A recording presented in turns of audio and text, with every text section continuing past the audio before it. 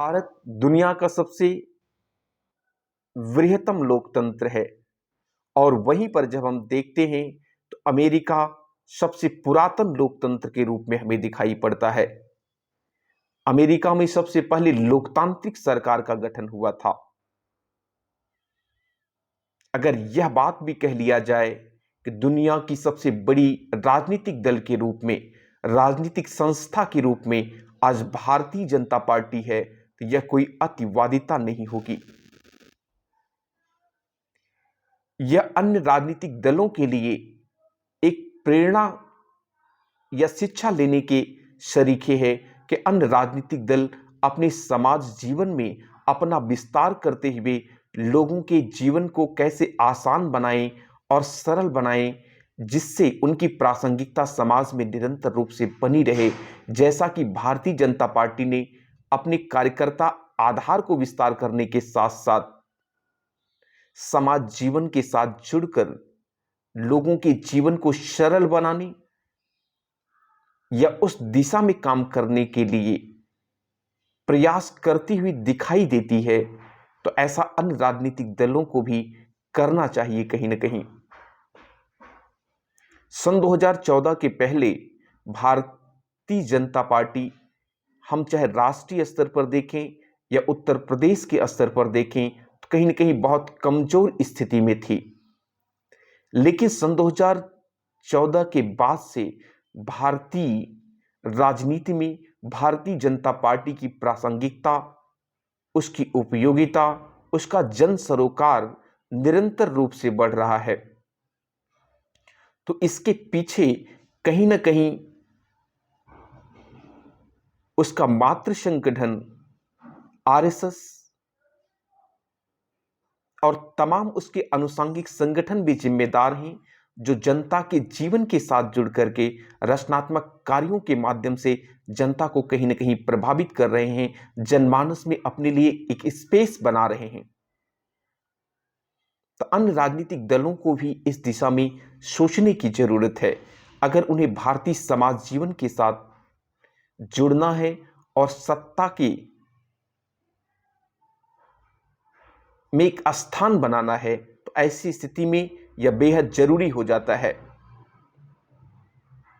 लोग कहते हैं कि भारतीय जनता पार्टी धर्मांधता फैला करके पोलराइजेशन करती है। ये सारे आरोप लगाना कहीं आसान होता है।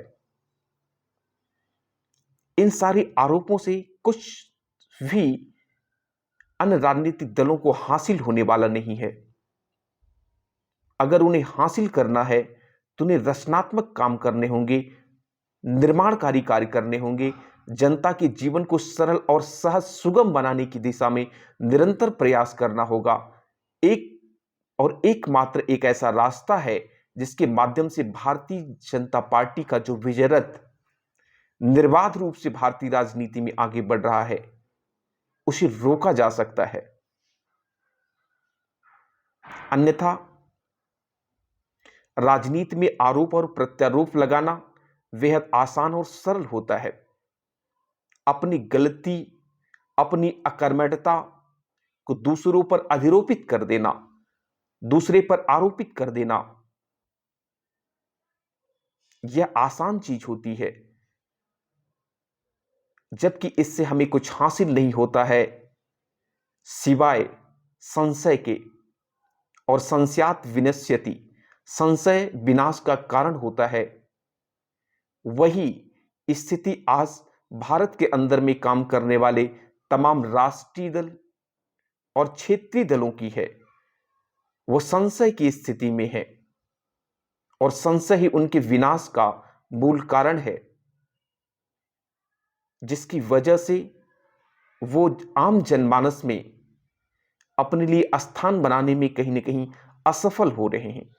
वहीं पर भारतीय जनता पार्टी, जिसे हम आप बीजेपी कहते हैं, वो पन्ना प्रमुखों के माध्यम से अपने एक विशाल कार्यकर्ता श्रृंखला के माध्यम से लोगों तक पहुंच रही है, लोगों की समस्याओं से एकाकार कर रही है और उसके समाधान की दिशा में प्रयास भी कर रही है।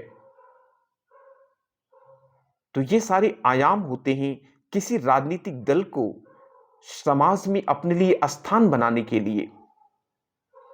अगर हम चुनावी मेढक की भांति मात्र चुनाव में आकर के अपने कार्यों और अपनी जिम्मेदारियों, अपने कर्तव्यों की इतिश्री कर लेंगे, तो आज की जनता इतनी भोली भाली जनता नहीं है जिसको इतनी आसानी से का वोट हासिल किया जा सके।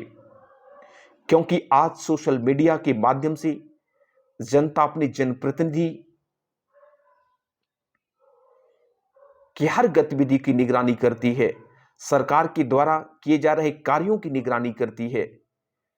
तो कहीं ना कहीं उसके पास एक ऐसे औजार आए हैं, नॉलेज ऑफ सोर्स का जनरेशन हुआ है, फॉर्मेशन हुआ है, जिसके माध्यम से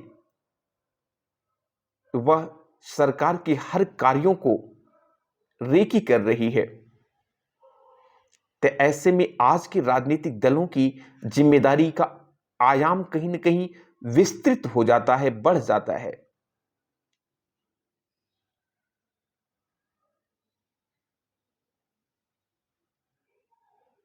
तो एक ही एक सूत्रवाक्य में अगर निष्कर्ष के रूप में कहा जाए कि मात्र रचनात्मक कार्यों के माध्यम से, कंस्ट्रक्टिव वर्क के माध्यम से ही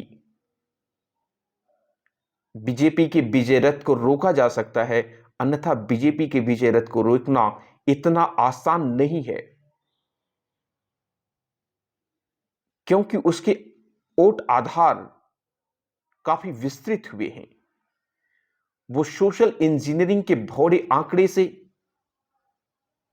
कहीं ना कहीं ऊपर उठने में कामयाब रही है।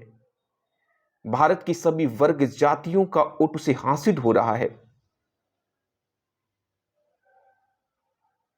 तो ऐसी स्थिति में उस पार्टी को नंबर के खेल में पिछाड़ पाना इतना आसान काम नहीं रह गया है जितना पहले कभी होता रहा होगा।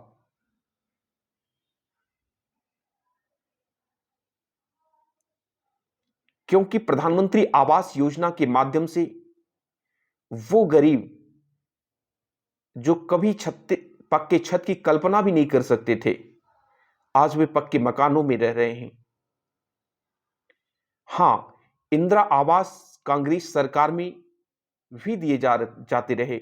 मुख्यमंत्री आवास योजनाएं भी देश के अंदर में तमाम राज्य सरकारों ने संचालित किया, लेकिन क्या उसका भरपूर फायदा ग्राउंड लेवल पर जनता ने उठा पाया? तो जब हम ये प्रश्न करते हैं तो इस प्रश्न का जो उत्तर होता है वो सिफर होता है।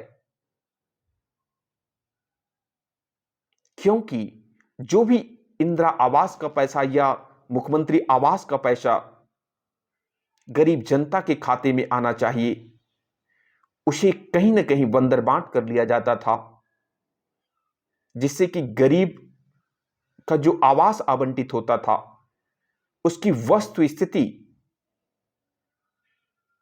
जमीनी स्तर पर ठीक नहीं होती थी या बिल्कुल होती ही नहीं थी। तो ऐसी स्थिति में कहीं ना कहीं ये सब जनता को अपील करते हैं उसे अपना जनमत बीजेपी को देने के लिए। ये तो मात्र एक कंस्ट्रक्टिव वर्क की वानगी है। इसके माध्यम से आप अन्य कार्यों का भी मूल्यांकन कर सकते हैं, उसका स्थलीय उपयोगिता के विषय में जानकारी हासिल कर सकते हैं कि जमीनी स्तर पर जनता के जनजीवन को सरल बनाने, सहज बनाने में ये सारी योजनाएं कितना कारगर साबित हो रही हैं। और विगत की सरकारों का भी कार्य आपके सामने है, क्योंकि किसी भी सरकार का मूल्यांकन हम निर्वात में नहीं करते हैं। किसी भी सरकार के कार्यों का मूल्यांकन विगत में कार्य कर रहे राजनीतिक दलों के कार्यों पर ही होगा, जिसके आधार पर वोटर इस बात को निर्धारित करता है कि हमें वोट किस राजनीतिक दल को या किस पार्टी को देना है, जिसमें हमारा भी भविष्य और हमारी आने वाली पीढ़ी का भविष्य भी सुरक्षित हो।